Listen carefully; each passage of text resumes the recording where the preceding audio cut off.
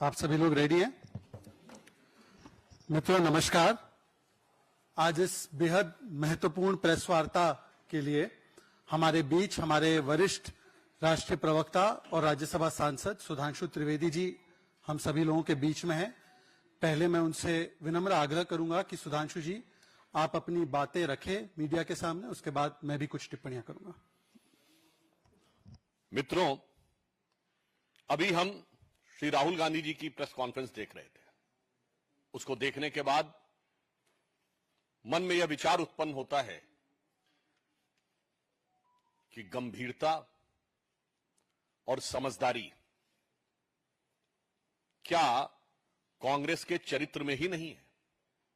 चुनाव के उपरांत यदि वो प्रेस कॉन्फ्रेंस में आए थे तो हम लोगों के मन में यह विचार था कि शायद वो जो उन्होंने गारंटी कार्ड्स दिए थे, अब अनेक राज्यों में उनकी सरकारें हैं, उन्हें ध्यान रखना चाहिए कि वो सिर्फ विपक्ष में नहीं है, अनेक राज्यों में सत्ता में है और कई राज्यों में बहुत प्रबल और प्रचंड बहुमत के साथ सत्ता में है।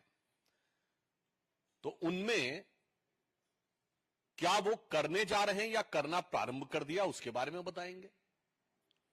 वो हजारों माताएं और बहनें जो कि इनके उस गारंटी कार्ड के छलावे में आकर ठगी गई और उत्तर प्रदेश से लेकर कर्नाटक तक के वह चित्र दिखे, कम से कम उनके प्रति कुछ संवेदना व्यक्त करेंगे, कुछ कहेंगे कि खटाखट कुछ उनके अकाउंट में आने वाला है, 8,500 नहीं कुछ 6,500 ही देने की बात करेंगे। उसका ऐसा कोई उत्तर नहीं दिखा। शायद वो ये बताएंगे कि अपने अपने राज्यों में क्या वो डीजल और पेट्रोल प्रोडक्ट्स के दाम कम करने जा रहे हैं। इसके विपरीत कर्नाटक में दाम बढ़ते हुए दिखाई पड़े।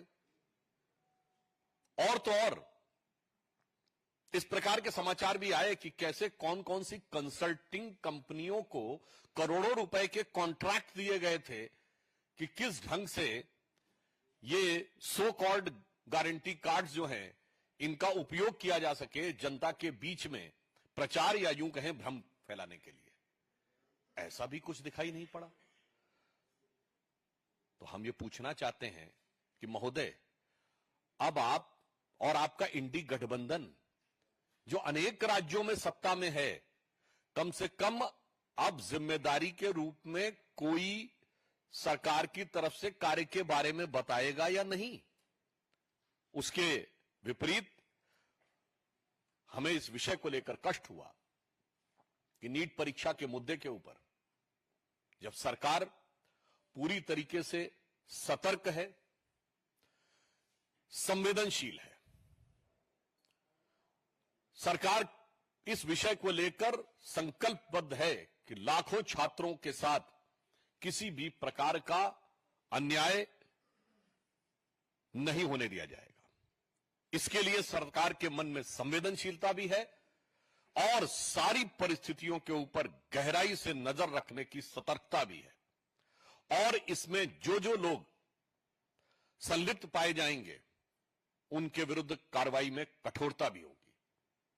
परंतु यह विषय सर्वोच्च न्यायालय में विचाराधीन है, तो सरकार अपने उस संवैधानिक दायित्व को भी भली भांति समझती है कि जो जो न्यायालय का निर्देश होगा उसके अनुसार जो भी प्रभावी कार्रवाई होगी वह सरकार करने के लिए पूर्णतः संकल्पबद्ध है।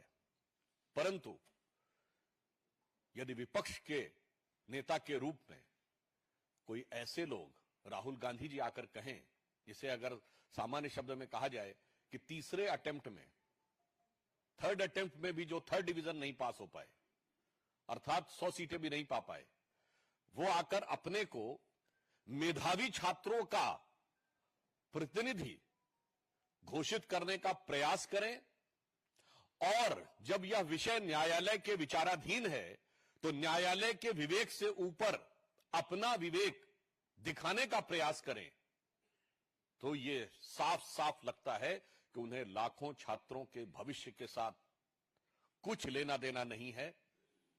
उन्हें सिर्फ इस विषय के ऊपर अपनी राजनीति करनी है, ठीक वैसे ही जैसे राजस्थान में 1.5 दर्जन के लगभग पेपर लीक के मामले हुए थे।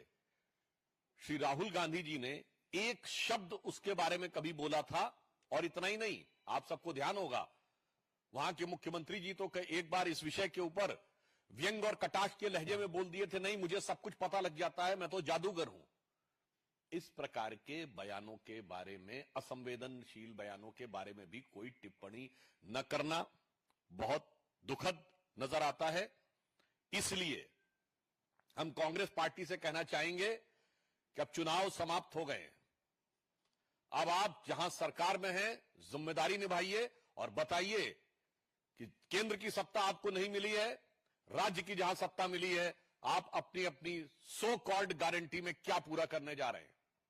और इस विषय के ऊपर जब मामला न्यायालय में विचाराधीन है, अपने को सुप्रीम कोर्ट से बड़ा साबित करने का प्रयास मत करिए।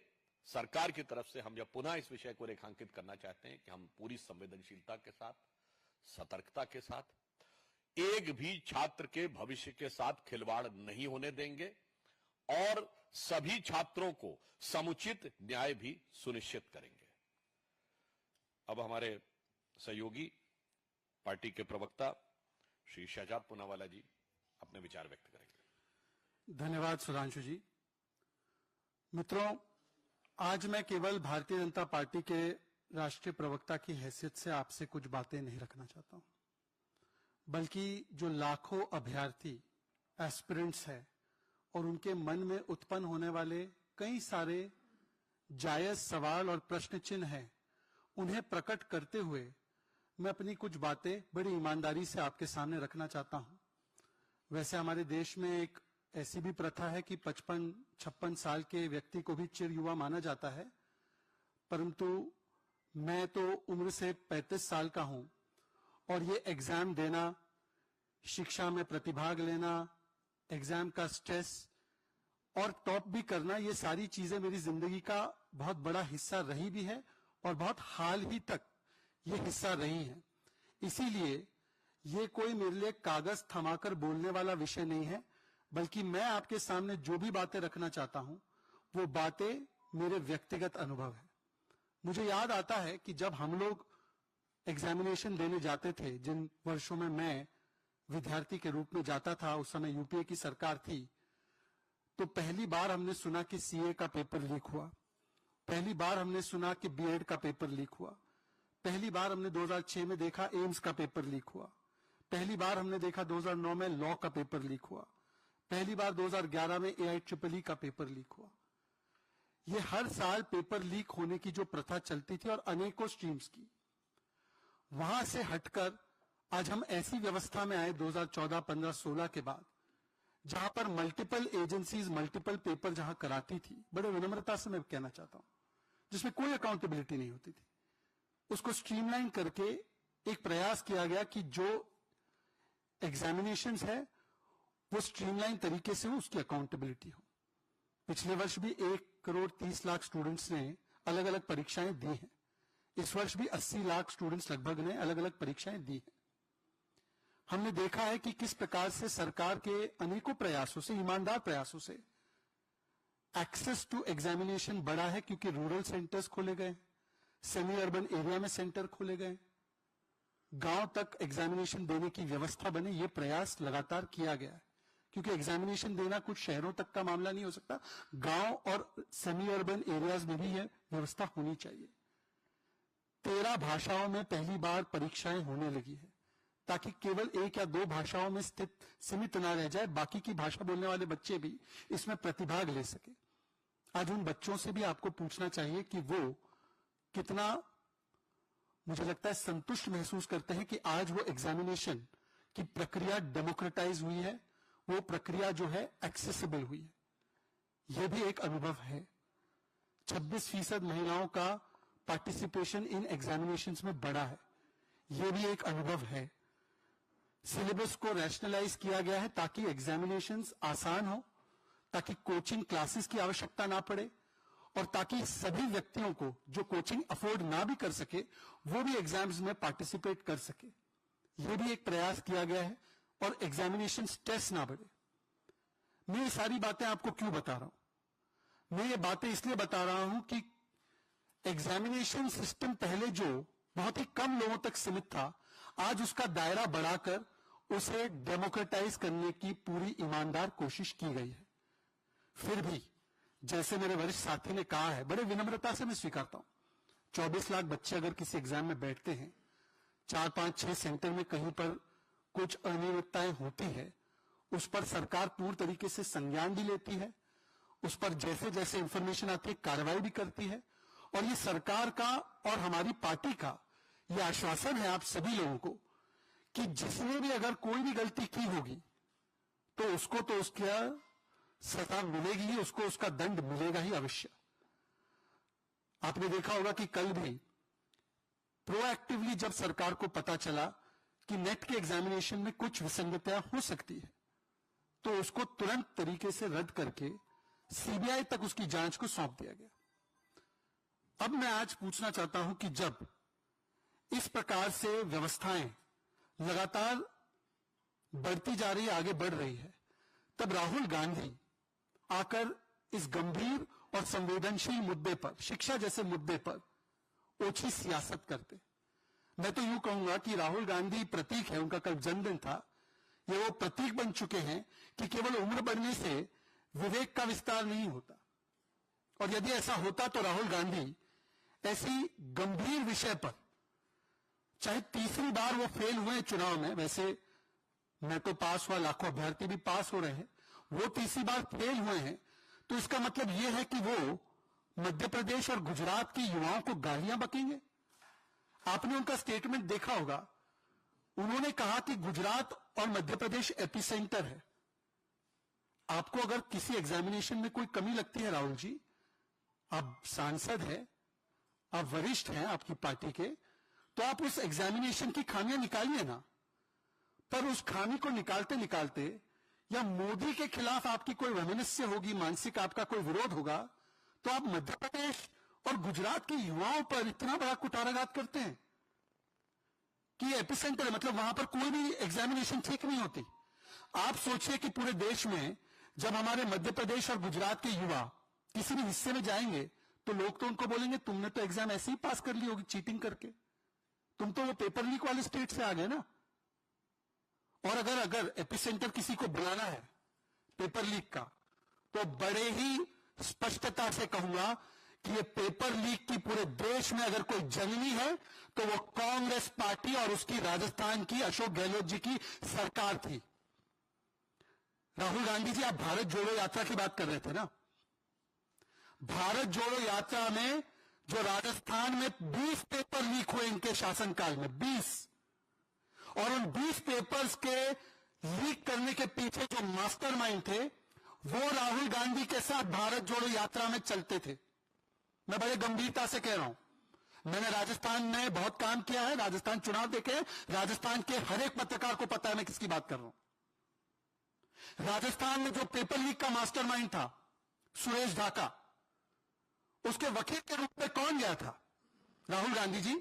मैं आपसे पूछना चाहता हूं, मैं नहीं पूछता, आज ये मुद्दा बच्चों की शिक्षा को लेकर था, इसमें सियासत नहीं आनी चाहिए थी, पर क्योंकि आपने मध्य प्रदेश, आपने गुजरात, आपने अनेकों प्रदेशों के युवाओं को अपमानित किया, तो आज मैं उन युवाओं की ओर से सवाल पूछ रहा हूं, सुरेश ढाका का लॉयर बनकर कौन गया था? पेपर लीक के मास्टरमाइंड को राजस्थान में कौन संरक्षण दे रहा था? ये तो आपके कुछ साथी आपके पार्टी के ही बता पाएंगे। और मुझे लगा कि कम से कम आज जब राहुल गांधी जी प्रेस वार्ता करने आएंगे तो कम से कम इस बात पर स्पष्टीकरण देंगे कि उनकी बहन जो उनकी सीट पर लड़ने जा रही है वो झूठ फैलाने पर इतनी आतुर क्यों है। 10 जून को प्रियंका वाड्रा जी ने एक ट्वीट किया था जिसमें कि अभ्यर्थी के रूप में आयुषी पटेल को दिखाया गया था, जिन्होंने कहा कि हमारी ओएमआर शीट को फाड़ दिया गया है, हमारे 725 मार्क्स आए हैं, परंतु ये जो लोग हैं हमें मार्क्स नहीं दे रहे हैं, हमारे साथ अन्याय कर रहे हैं। इस पूरे वीडियो को बनवाया गया और कांग्रेस पार्टी और उसकी जमात और इकोसिस्टम ने इसको वायरल कर दिया। ये क्यों किया गया उस समय तो समझ में नहीं आया, पर पिछले 2 दिन की घटनाक्रम से अब समझ में आ रहा है। कल मित्रों आपको शायद पता चला होगा, और मैं बड़े गंभीरता से कह रहा हूं, कल हाईकोर्ट ने आयुषी पटेल की याचिका को खारिज करते हुए कहा कि आयुषी पटेल ने जो दावे किए थे वो सारे दावे झूठे ही थे, परंतु जो कोर्ट में दस्तावेज भी सबमिट किए गए थे वो भी फर्जी और फर्जीवाड़ा के तहत किए गए थे। तो इसीलिए उनके ऊपर कानूनी कार्रवाई, और उनके साथ जिन्होंने भी इस झूठ को फैलाया है उस पर यह कानूनी कार्रवाई करने के लिए तमाम एजेंसी स्वतंत्र है। पर समझ नहीं आ रहा था कि यह झूठ फैलाने का मकसद क्या हो सकता है प्रियंका वाड्रा का। यह प्रायोजित वीडियो बनाना एक व्यक्ति से जिसने 3 साल पहले कहा था कि मैंने कोविड का वैक्सीन निकाला है, मेरे पास कोविड वैक्सीन का फॉर्मूला है, यह मेरे समझ में नहीं आया। और फिर कल जैसे ही समाचार पत्रों ने यह दिखाने की शुरुआत की कि जो नीट में जो पूरी बातें निकल कर आ रही है बिहार से, उसमें तो आरजेडी का बहुत बड़ा हाथ है, उसमें तो आरजेडी का बहुत बड़ा एक कॉन्स्पिरेसी है।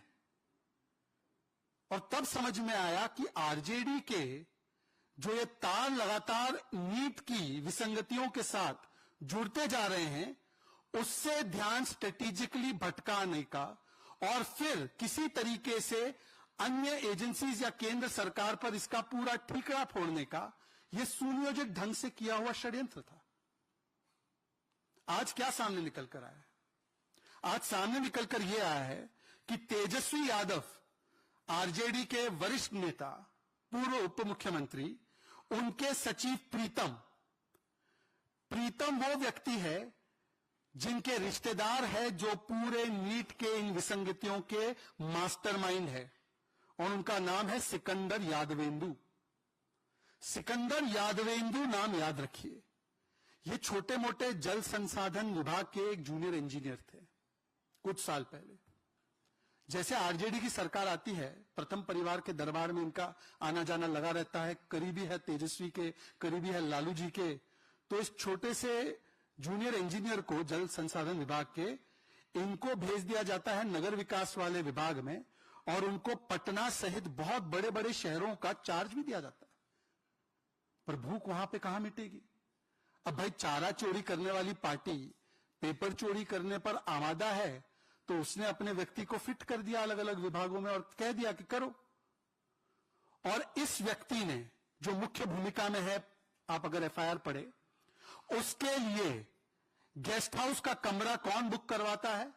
तेजस्वी यादव के सचिव प्रीतम। आप देख रहे हैं कहां जुड़ रहा है। तेजस्वी यादव के सचिव प्रीतम मास्टरमाइंड का कमरा बुक करवाते हैं, वो उनके रिश्तेदार भी है।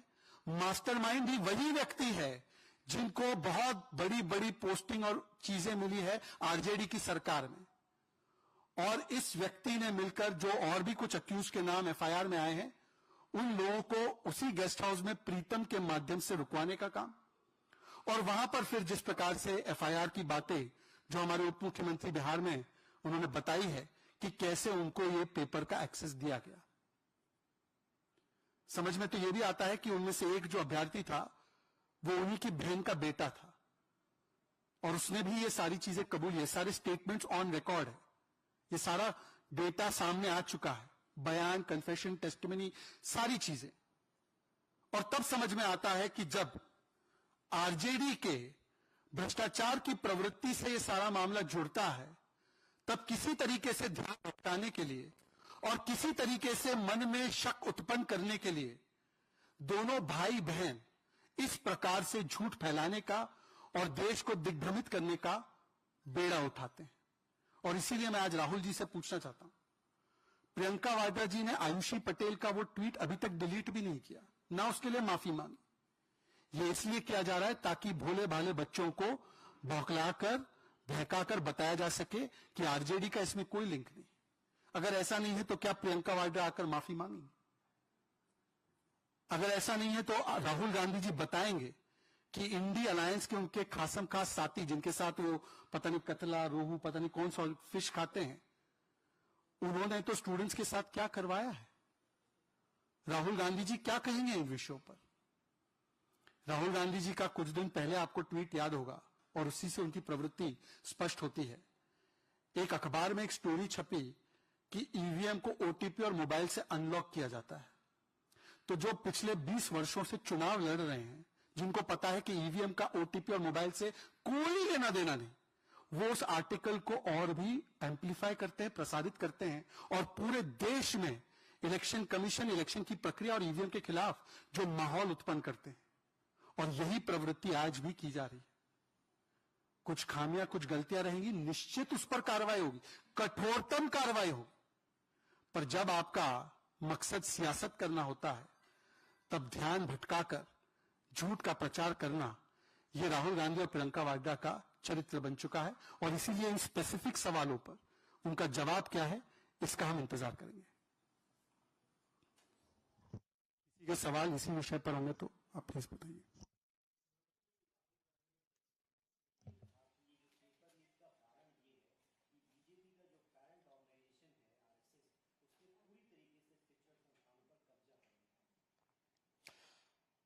इस संदर्भ में जांच का निष्कर्ष आने से पहले अपने निष्कर्ष देने के पीछे राहुल गांधी जी का मंतव्य क्या है, ये स्पष्ट करना चाहिए। यह मन में संदेह उत्पन्न करता है कि कहीं ऐसा तो नहीं कि जो संभावित अपराधी पकड़े जाने की संभावना हो, उनको डाइवर्ट करने के लिए राजनीतिक रंग दिया जा रहा है। अन्यथा जब विषय न्यायालय में विचाराधीन है, जांच एजेंसियां जांच कर रही हैं, तो यह कांग्रेस की पुरानी फितरत, जो आतंकवाद और अपराध से लेकर किसी भी विषय के ऊपर जांच का निष्कर्ष आने से पहले ही अपना निष्कर्ष ड्रॉ कर लेते हैं, यह उसी का प्रतीक है।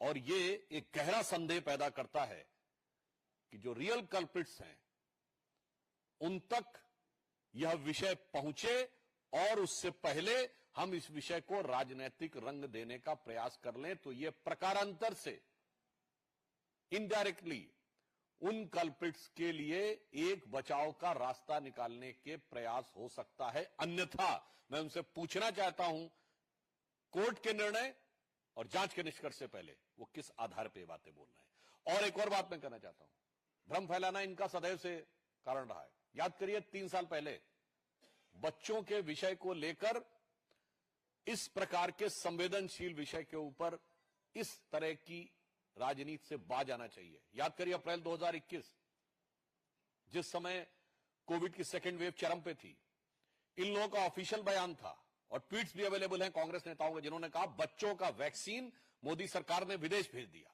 जबकि कोई जाके चेक कर सकता, अप्रैल 2021 तक बच्चों का कोई वैक्सीन नहीं था। यहां तक कि दुनिया में भी बच्चों का कोई वैक्सीन नहीं बना था। इसलिए बच्चों के विषय के ऊपर भ्रम फैलाकर संवेदनहीनता के साथ ओछी राजनीति करने का जो उनका चलन है, वही इसमें दिखाई पड़ रहा है।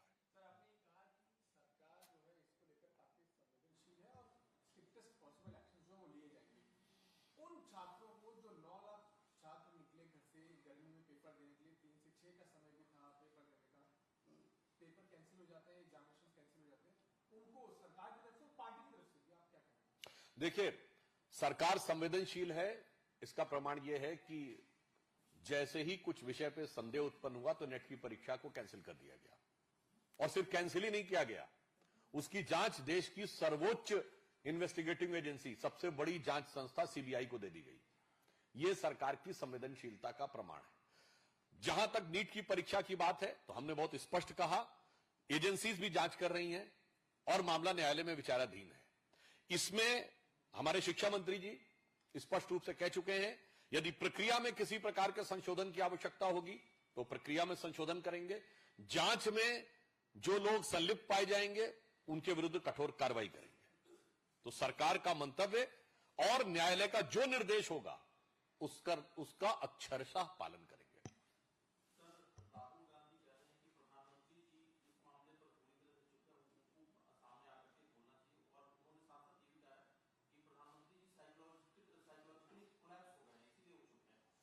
वैसे साइकोलॉजिकल वाली बात जो है, वो राहुल गांधी जी इस समय जिस प्रकार का तेवर दिखा रहे हैं, मतलब मुझे लगता है चूंकि बच्चों से जुड़ा इशू है, तो मैं कहना चाहता हूं, आपको कभी लगता है कि 99 सीटें पाकर किसी पार्टी में इतना साइकोलॉजिकल वो दिखाई पड़े रिएक्शन जितना राहुल गांधी जी में दिखाई पड़ रहा है? मतलब 3 बार से कुल मिला के उतनी सीटें नहीं आई हैं जितनी हमारी इस बार आई हैं। इसके बावजूद और हम ये कहते हैं कि हमारे चेहरे पे वो चमक नहीं है, क्योंकि अंतर क्या था कि जैसे एक बच्चा है जिससे एक्सपेक्टेशन होता है कि उसको डिस्टिंक्शन मार्क्स मिलने चाहिए और डिस्टिंक्शन नहीं मिला तो वो संतुष्ट नहीं रहता है, और एक बच्चा लगातार 0 के आसपास नंबर पाके फेल हो रहा था तो वो थोड़ा पहुंच गया, किसी तरीके से फेल ही हुआ मगर नंबर बढ़ गए तो उसके मन में खुशी ज्यादा होती। मुझे लगता है साइकोलॉजिकली तो उन्हें इस बात को देखना चाहिए। और मैं कहता हूं बच्चों की साइकोलॉजी के साथ खिलवाड़ करने का प्रयास मत करिए। यही आपने अप्रैल 2021 में किया था बच्चों के वैक्सीन के नाम पे, यही साइकोलॉजी का आप लोगों ने खिलवाड़ किया था इस समय जो आप परीक्षा के नाम पे कर रहे हैं। अन्यथा वो ये बता दें कि before the decision of the court and before the conclusion of the investigating agencies by which psychological parameter he is able to draw any inference, मतलब उन्हें इंट्यूशन हो रहा है कि इंफॉर्मेशन है पहले ये बता दे, कुछ इल्हाम हो रहा है क्या उनको कि पहले ही बता देते हैं। बहुत बहुत धन्यवाद।